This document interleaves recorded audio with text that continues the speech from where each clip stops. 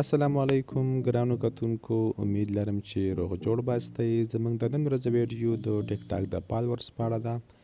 غواړم چې تاسو ته یو ډیره اسانه طریقه درښایم چې په هغې طریقې سره تاسو کولی شئ په ټیک ټاک کې خپل فالوورز زیات کړئ. نو دغه طریقې لپاره به تاسو ټیک ټاک ته راشئ او دغلته به سرچ کړئ ضیا خان /14.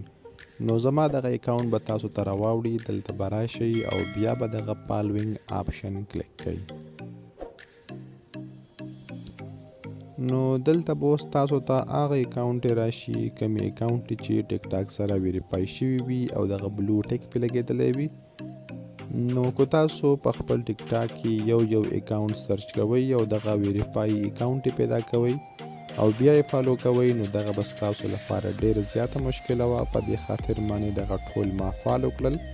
نو تاسو کولی شئ چې په ډېرې اسانې طریقې سره زما دغه اکاونټ سرچ کړئ او دغه ځای نه دغه اکاونټ یې پیدا کړئ.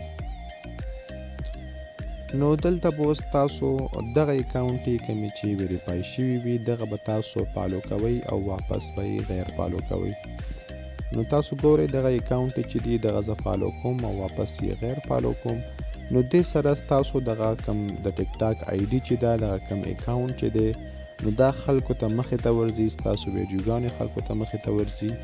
نو بیا ډیر خلک کولی شي چې ستاسو ویډیوګانې وګوري او ستاسو ویډیوګانې په ریو ته لاړې شي او هغه خلک ستاسو اکاونټ فالو کړي او ستاسو فالوورز زیات شي. نو تاسو به د ویډیو په اخره کې وګورئ چې زما اکاونټ ته کم فالوورز ته دغه فالو له وجې رال. نو تاسو به د ویډیو په اخره کې وګورئ. زه فقط یو ځل یا دوه ځل دغه خلک فالو کوم او واپس یې غیر فالو کوم. نو په دې خاطر چې ویډیو غټه نشي او تاسو چې څومره ډیر دغه وکئ ستاسو لپاره به ګټور ثابت شي. نو زه اوس بیک کېږم او تاسو به وګورئ دغه نوټیفیکیشن ځای کې چې نوټیفیکیشن را روان شو او په دغه مې کلیک وکړو. نو تاسو ګورئ چې فالوورز هم شروع شول. نو چې څومره ډیر تاسو دغه اکاونټ یې فالو کوئ او واپس یې غیر فالو کوئ نو ستاسو اکاونټ ته به فالوورز همدغسې را روان شي. نو په دې طریقې سره تاسو کولی شئ چې د خپل ټیک ټاک فالوورز زیات کړئ. ګرانو دوستانو، امید لرم چې ستاسو به دغه ویډیو خوښه شوي.